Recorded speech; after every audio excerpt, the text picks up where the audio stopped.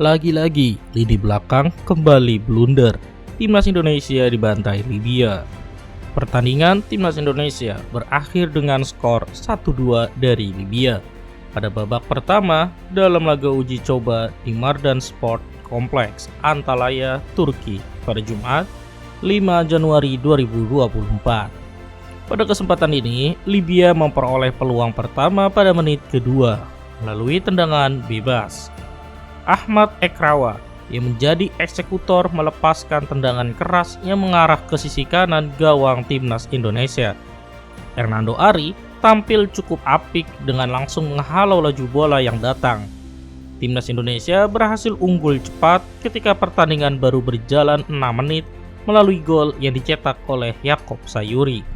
Ia berdiri bebas di dalam kotak penalti Libya.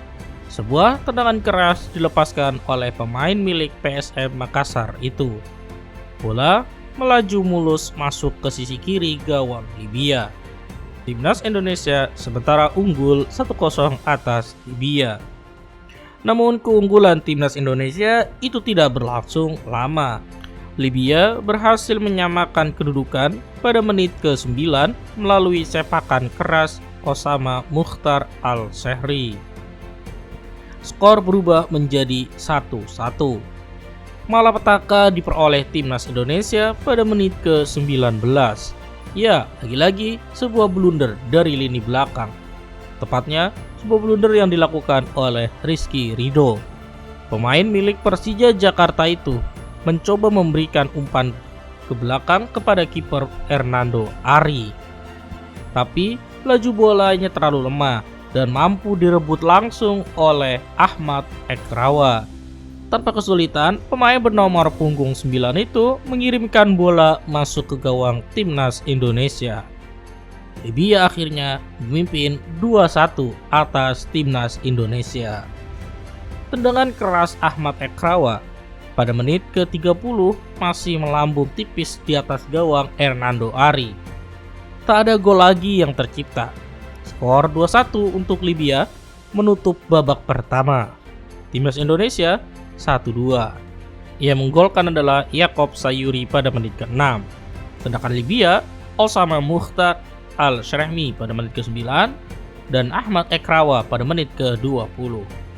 Kartu kuning di pertandingan ini didapatkan oleh Elkan Bagot pada menit ke-2. Meski 2 kali di laga persahabatan ini, Indonesia telan kekalahan. Coach Sintayong wajib optimis Timnas Indonesia bakal lolos ke 16 besar Piala Asia 2023.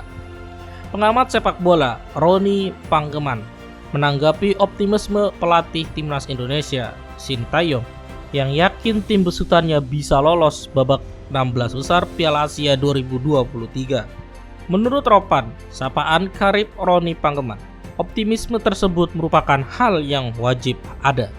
Menurut Ropan, di atas kertas, 3 lawan Indonesia pada fase grup ini memang memiliki kekuatan di atas skuad Garuda sendiri. Jepang, Irak, maupun Vietnam memiliki peringkat di atas Timnas Indonesia. Seakan-akan optimisme ini kan tidak realistis ya. Tapi kenapa STY atau Sintayong berani mengungkapkan ini dengan kepedean yang luar biasa? Itu kan tanggung jawab dia sebagai coach atau pelatih kepala, kata Ropan dalam siniar di kanal YouTube Sportify Indonesia. Saya pikir ini perlu. Kalau ia mengikuti yang lain dan berpikir ini nggak realistis, kalau Sintayong berpikir begitu, nggak bener juga dia, sambung Ropan. Pada Piala Asia 2023 mendatang, Indonesia tergabung di grup D. Di grup ini, skuad besutan Sintayong tersebut bersama dengan Jepang, Irak, dan Vietnam. Ajang Piala Asia 2023 ini akan dihelat di Qatar pada 12 Januari sampai 10 Februari mendatang. Indonesia akan menghadapi Irak dalam laga perdana mereka pada ajang ini. Semoga menang ya. Laga tersebut akan dihelat pada Senin 15 Januari 2024 mendatang. Kemudian 4 hari berselang giliran Vietnam yang akan menjadi lawan skuad Garuda. Termasuk musuh buyutan nih. Pada laga pamungkas, Rabu 24 Januari 2024, Indonesia akan menghadapi Jepang. Nah ini nih yang seru nih. Sejauh ini, Indonesia sudah 4 kali mengikuti Piala Asia. Prestasi terbaik mereka sejauh ini adalah menempati peringkat ketiga klasemen fase grup. Menurut Ropan, ada hal yang justru sangat buruk bisa terjadi jika Sintayong yang tak menunjukkan optimismenya. Hal tersebut, sambung ex-jurnalis media olahraga ini, adalah turunnya motivasi para penggawa timnas Indonesia. Bahkan ketika sebelum bertarung di Piala Asia 2023. Apalagi pada saat laga uji coba ini, 2 kali timnas Indonesia mengalami kekalahan. Gak bener juga dia udah memadamkan motivasi pemain. Sebagai pelatih tetap ia harus yakin dan optimis. Soal nantinya lolos atau tidak lolos itu kan urusan belakang, ucap Ropan. Sebagai pelatih kita akan bilang kita bisa. Mau ada Jepang, Vietnam, dan Irak kita bisa. Ini untuk membakar semangat agar para pemain percaya diri, ia menambahkan. Nah, bagaimana nih menurut teman-teman tentang blundernya lini belakang timnas Indonesia? Dan apakah timnas Indonesia mampu lolos di fase grup ini?